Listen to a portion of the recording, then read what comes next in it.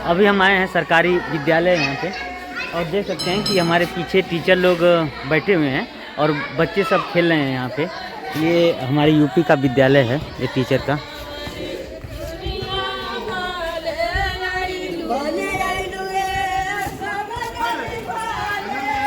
और यहाँ विद्यालय में ही एक देव स्थान है जहाँ पे अभी पूजा चल रही है।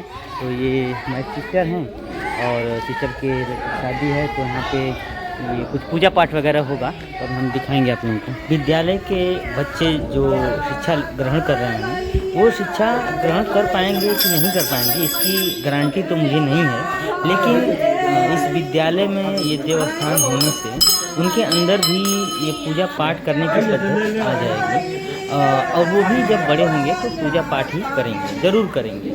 यहाँ देख सकते हैं कि ये चाची हैं किस तरह से अपना सर झुका करके प्रणाम कर रहे हैं, अभिनंदन स्वीकार कर रहे हैं।